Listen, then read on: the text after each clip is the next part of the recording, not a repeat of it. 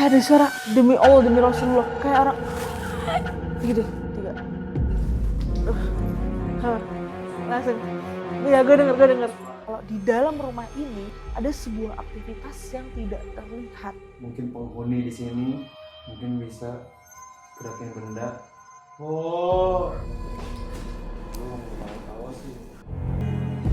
Hai guys, kembali lagi di video Putri Erika. Di video kali ini gue berada di rumah terbengkalai yang udah puluhan tahun ditinggalkan oleh pemiliknya guys.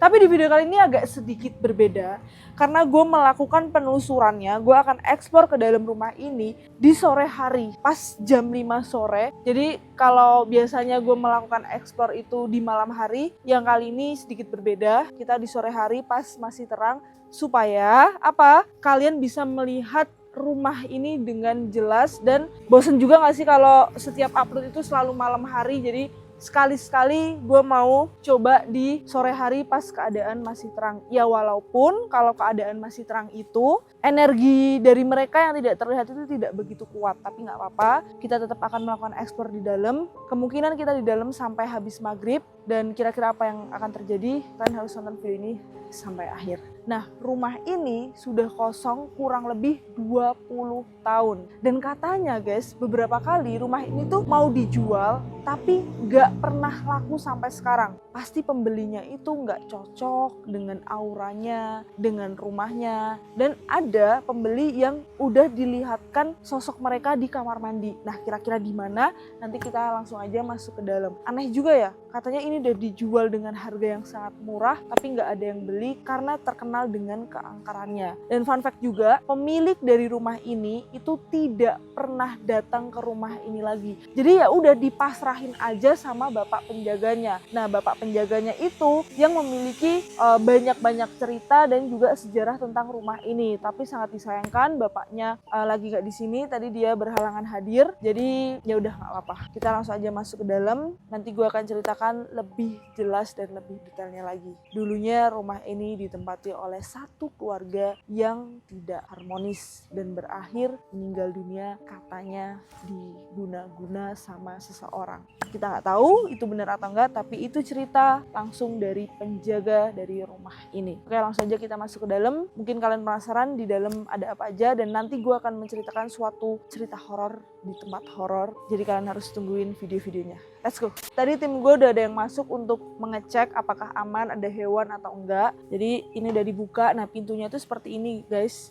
Pintunya benar-benar masih jadul banget, dan ini tuh rumah zaman dulu yang dibangun tahun 80-an. Dan gue berpikir kalau rumah ini termasuk rumah yang bersih gitu, yang ditinggalkan dalam keadaan bersih. Ya nggak heran juga sih kalau rumah ini bersih, soalnya ada bapak penjaganya yang masih jagain rumah ini. Jadi di sini tuh ada halaman luas dan ada 2 bangunan rumah. Bapak penjaganya ada di depan sana. Jujur gue udah lama banget nggak pernah datang ke tempat terbengkalai di saat terang kayak gini, jadi agak sedikit aneh. Tapi seru juga guys, malah gue vibes-nya berasa datang ke rumah, ya rumah yang ada penghuninya tapi penghuninya lagi pada pergi aja gitu. Karena seperti yang kita tahu ya, makhluk tak kasat mata itu kalau dunia ini masih terang, langitnya masih terang, mereka tuh berkeliaran dan mereka nggak ada energinya. Tapi nanti kalau udah malam, semakin malam energi mereka semakin kuat dan mereka semakin ada tenaganya untuk mencari attention manusia yang ada di tempat terbengkalai itu. Jadi gue berasa datang ke rumah nenek gue yang nenek gue tuh lagi di kebun gitu. Ya udah aman, tenang, damai, ya kan, nggak ngerasa ketakutan, nggak ngerasa mencekam gitu. Tapi tetap aja hening, sepi, sangat disayangkan sih. Gue masih sangat menyayangkan. Udah banyak banget tempat-tempat terbengkalai yang gue datengin, rumah-rumah mewah yang gue datengin udah banyak banget, udah nggak kehitung sama sekali. Tapi gue masih sangat menyayangkan kenapa gitu rumah sebagus, semegah, seluas ini harus kosong begitu aja sampai sekarang dan menjadi tempatnya mereka yang tidak terlihat. Sedangkan di luar sana banyak sekali orang yang belum memiliki rumah. Dulu rumah ini pada tahun 80 sampai 90-an, rumah ini ditempati oleh satu keluarga kurang romantis. Sering terjadi pertengkaran di dalam rumah ini karena sang ayah, pemilik utama dari rumah ini, selalu berantem dengan istrinya, yang dimana anak-anaknya melihat semua kejadian itu, yang diduga sang ayah melakukan perselingkuhan. Gue masih agak skeptis karena selingkuhannya tuh banyak guys, sampai 5 wanita. Tapi nggak tahu itu benar atau enggak. Yang gue tahu orang dulu kalau udah punya uang banyak, punya pangkat, harta di mana-mana pasti ya harta tahta wanita. Tapi kok bisa sampai 5 pak? Yang dimana itu ngebuat istri dan anak-anaknya benci sekali dengan bapaknya. Katanya ada kecemburuan sosial atau apapun itu, bapaknya tuh jatuh sakit. Ketika bapaknya jatuh sakit, dicek ke dokter, ke medis, mereka bilangnya nggak apa-apa. Tapi bapaknya sakit. Diduga dari situ kayaknya ada kiriman. Entah itu dari anaknya, istri sahnya, atau dari selingkuhannya. Sampai sekarang masih nggak diketahui pasti. Karena ini bisa menjadi plot twist guys. Bisa jadi yang mengirim itu dari istrinya karena sudah benci, bisa jadi dari anaknya, atau dari selingkuhannya. Bapak penjaganya tuh ngomongnya tuh kayak setengah-setengah gitu. Nggak mau ngasih tahu siapa yang ngebuat bapak ini sakit. Awalnya pasti orang kalau sakit berpikirnya medis ya kan. Tapi ketika dicek ke berbagai rumah sakit bilangnya nggak apa-apa. Tapi bapaknya nggak bisa bangun. Nah itulah. Banyak keluarga yang ngomong kalau ini kayaknya emang kiriman, emang disengaja. Bapaknya nggak bisa bertahan lama sampai akhirnya harus menghembuskan nafas terakhirnya di dalam rumah ini. Dari situlah rumah ini sudah dikosongkan sampai sekarang. Dan katanya sempat dijual juga tapi nggak pernah laku. Yaitu karena kalau ada yang survei, ada yang mau beli, nggak pernah jadi. Dan katanya ada satu yang mau beli tapi dilihatkan sosok putih lagi di WC gitu. Nah WC yang mana gue nggak tahu,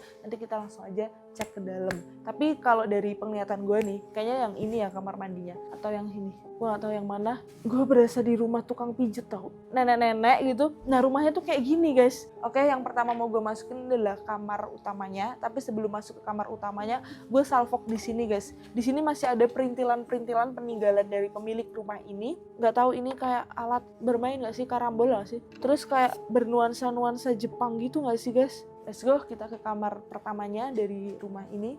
Di sini ada poster dari Winter Sonata. Gue nggak tahu ini siapa dan ini film apa atau model siapa, gue nggak tahu. Ini udah zaman dulu banget. Ada kasur yang ditinggalkan, kamar doang, kamar tok, nggak ada apa-apa. Kalau misal gue nggak ngerasa ada hal-hal mistis atau gue nggak merinding atau tidak ada gangguan atau apapun itu, karena itu nggak semua tempat guys. Nggak semua tempat itu serem, nggak semua tempat itu horor, dan nggak semua tempat itu ada gangguan. Tapi yang jelas ini adalah tempat kosong, tempat terbengkalai yang udah nggak pernah ditempatin. Seperti yang kita tahu, rumah kalau 40 hari nggak ditempatin aja sudah menjadi tempatnya mereka yang tidak terlihat. Apalagi ini sudah puluhan tahun guys. Dan dulu saat ditempatin aja, hawa rumah ini tuh nggak enak karena sering terjadinya pertengkaran. Karena gue ngerasa kayak kurang serem gitu. Ya Allah, bukannya sombong, tapi kayak gimana kalau supaya gelap mencekam gitu kalau pintunya kita tutup.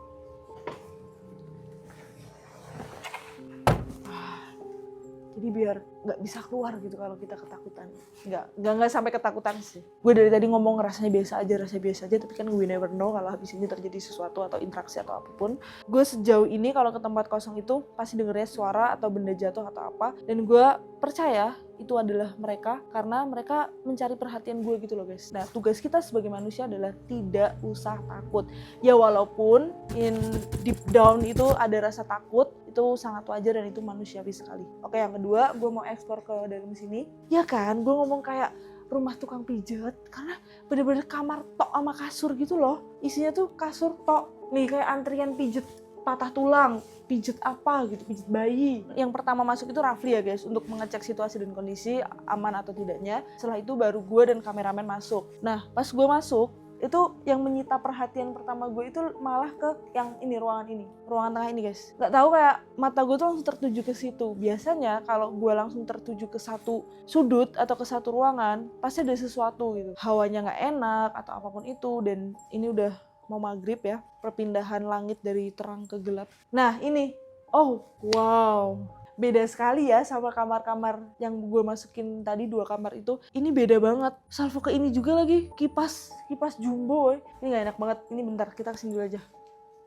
Oke, kita mau masuk ke sini. Bismillahirrahmanirrahim. Wow, kayaknya ini deh. Kayaknya ini yang dimaksud WC-nya itu. Ketika orang ada survei mau membeli rumah ini terus dia diliatin sosok itu, dia nggak jadi karena menurut dia itu pertanda buruk. Dia diliatin sosok putih yang duduk di WC. Kayak ini deh.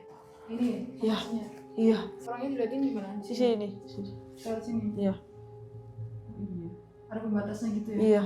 Lokasi orang yang mau membeli rumah ini nggak jadi karena dilihatin sosok lagi duduk di sini.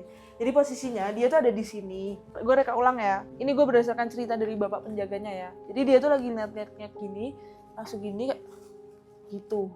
Terus dia langsung mundur. Nah lihatnya kayak gitu tuh. Orangnya mungkin kayak gitu tuh. Tuh Rafli tuh.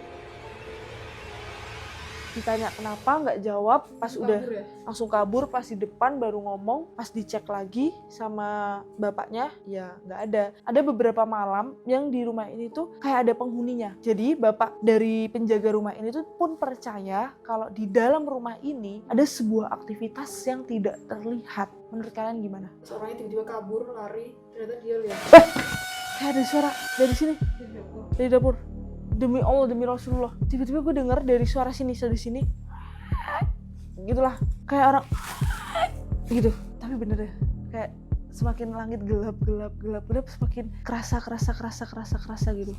Iya, tadi yang pernah omong benar. Gue tuh di kampung halaman ada kos-kosan, bukan punya gue sih, punya keluarga. Nah, itu ada di atas. Memang waktu itu ada yang ngekos, cuman dia nggak jadi ngekos karena dilihatin sosok yang tidak terlihat di dalam kamar itu. Jadi dia nggak jadi ngekos. Nah, sama dengan hal yang di sini. Berarti memang ada hal-hal seperti itu, guys. Nggak cuma 1-2 orang yang merasakan. Mungkin kalian yang di rumah juga pernah ngerasain mau nyewa rumah atau mau ngekos, tapi hawanya nggak enak, energinya nggak enak, apalagi sampai diliatin, udah pasti nggak jadi. Gue dulu waktu nyari rumah di Depok, gue inget banget waktu awal-awal ngerantau di Jakarta tuh kayak pengen langsung punya rumah gitu kan. Biasa Gen Z menggebu-gebu pengen punya rumah. Gue nyari sampai ke Depok ya, pada Depok ujung. Tapi hal itu gue gagalin, gue nggak jadi. Karena apa coba? Karena aura rumahnya, hawa rumahnya itu menurut gue singup, gelap, dan gue percaya kalau aura rumah itu sama dengan rezeki yang kita hasilkan. Kalau aura rumahnya itu bagus,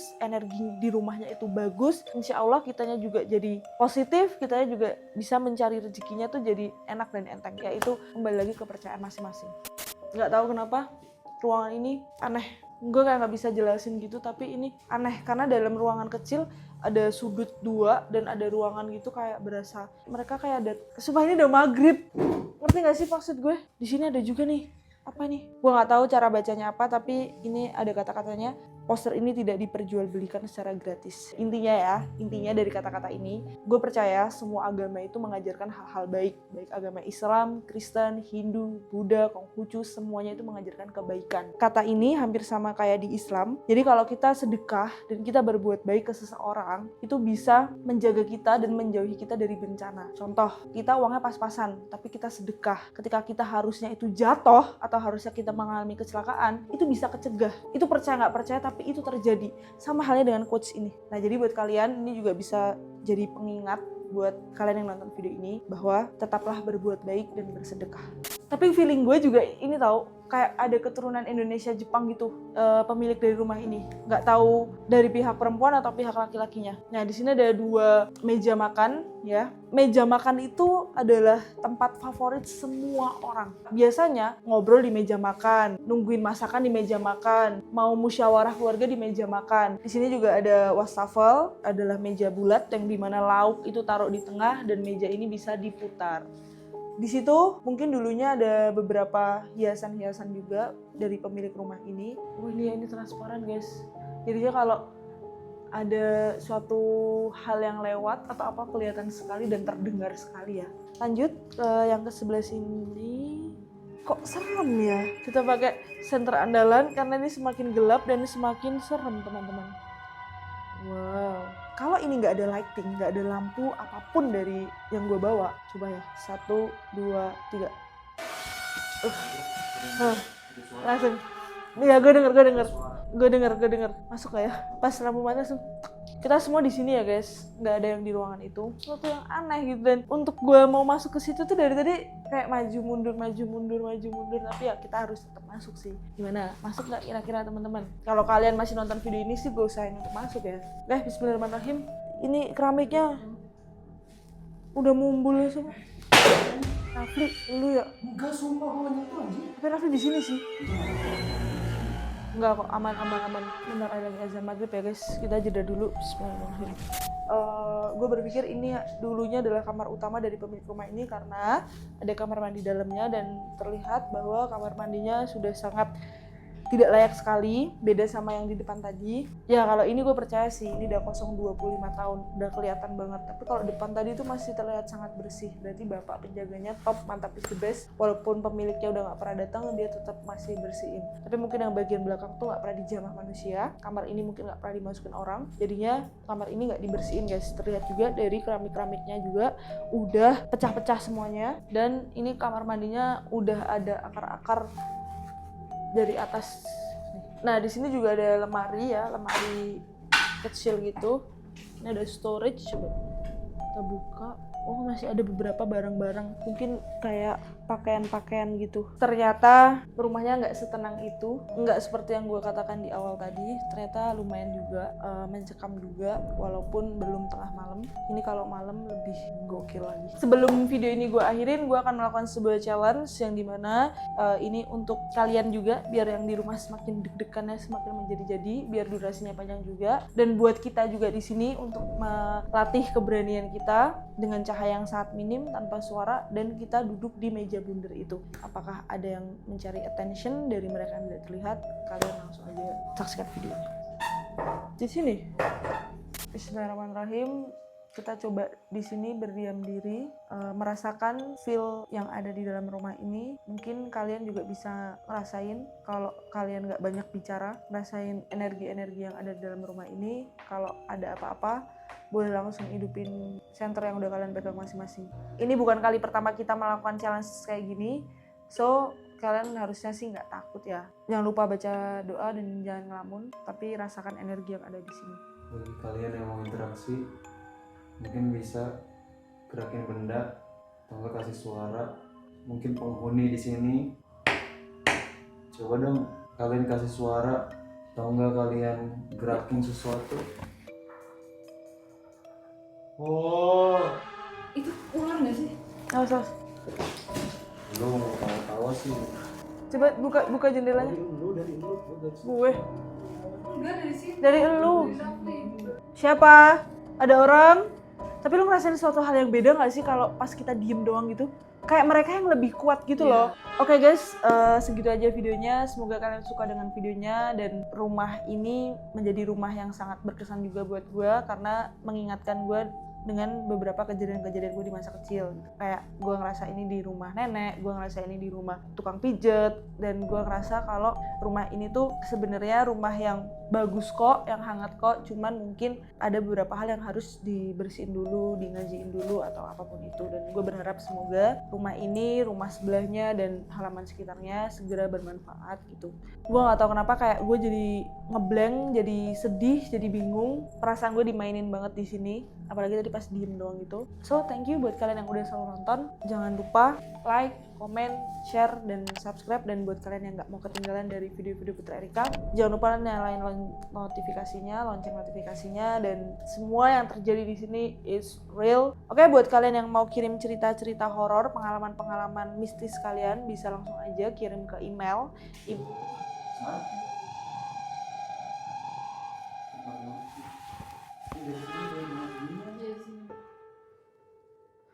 Udah mau closing loh gue panik tau, gue kayak deg-degan, jadi gue ngeblank.